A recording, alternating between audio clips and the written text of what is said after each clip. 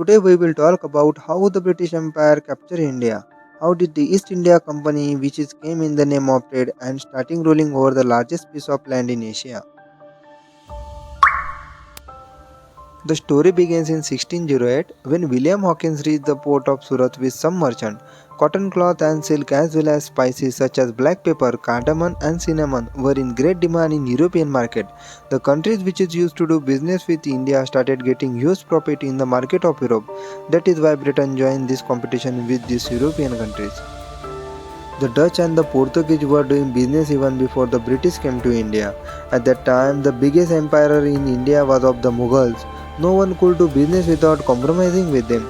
So William Hawkins sought permission from Mughal Emperor Jahangir to do business, but he did not get permission. Due to not getting permission earlier, the British made another effort in 1615 and sent British ambassador Thomas to Agra to meet Emperor, but this time did not go to empty-handed and presented hunting dogs and favorite liquor to the emperor. After 2 years of long talks, later the emperor approved the trade agreement of the East India Company. The British got a chance to enter India. The company started earning profit by selling cotton, indigo, potassium nitrate and tea from India to European market. Because of this profit, the first English factory was started by the British in 1651 on the banks of the Hooghly River. The British thought of laying siege for the company's security. That's why the trader bribed the Mughals officer and brought land of 3 villages. One of the village was Kalikata, which later came to be known as Kolkata. The British started increasing the trade as soon as the Mughal Emperor Aurangzeb allowed the company to do free trade.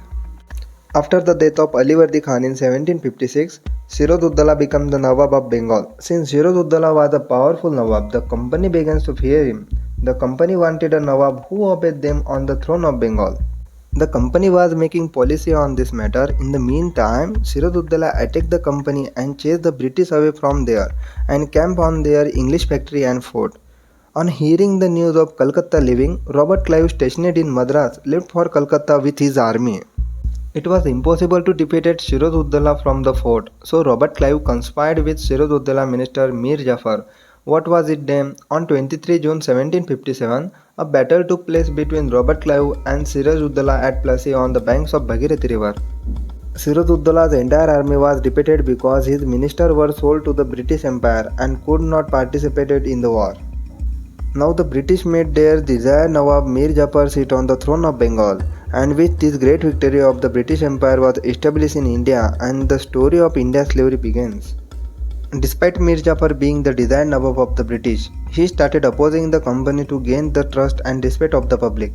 The company got fed up with him and declared Mir Qasim as a new Nawab, but this also the style of British proved wrong. Mir Qasim also started opposing the company's policy, due to which the company again joined hand with Mir Jafar and defeated Mir Qasim in Battle of Buxar in 1764 and declared Mir Jafar as new Nawab. But the company learned from the bad experience of the Nawabs. They had understood that if they want to expand the limits of business, they have to take power in their hand. After the death of Mir Jafar in 1765, the company directly took control of the state treasury of Bengal. Now the aim of the company was to do business not only in Bengal but all over the India, for the sake of which after the Battle of Buxar they started making residents in the Indian princely state, whose job was to protect the interests of the company. Due to this, the company started subsidiary policy, which means that the company will provide protection to the princely state which will be subject to this policy, but it will be never be able to keep its army. Due to the success of this policy, the company started expanding in India. The company was to capture the sandalwood and spices of the Malabar coast. As soon as the news of the Sultan Hyder Ali of Mysore, he started modernizing army with help of traders and the French. The French were staunch enemy of the British company and gradually a dispute started between Hyder Ali and his son Tipu Sultan. So the company started a policy of crushing the Mysore Sultan with the help of Marathas and Nizams. There were 4 wars between Mysore and the British Company. In the first war, Hyder Ali was successful in keeping Maratha and Nizam away from the war. In the same war, Hyder Ali invaded Bengal and caused up a bad condition the British Company there, due to which the British lost. These days, Hyder Ali became the first ruler of the south who defeated the British. But the British prepared again and merged this time Maratha and Nizam with them.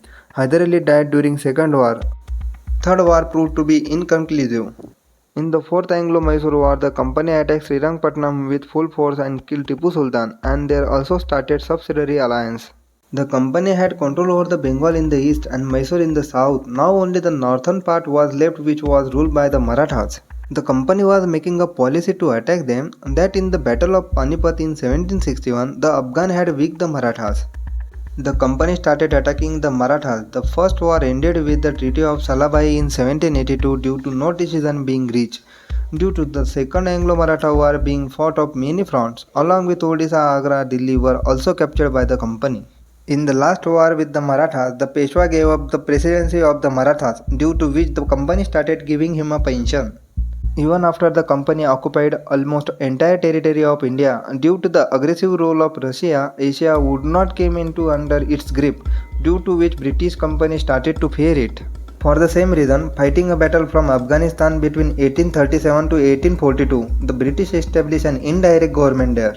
At the same time, his eye fell on Punjab, but due to the presence of Raja Ranjit Singh there, the company was not able to capture it. He died in 1849, due to which the company fought two wars with the princely state, and finally in 1849 Punjab was also captured.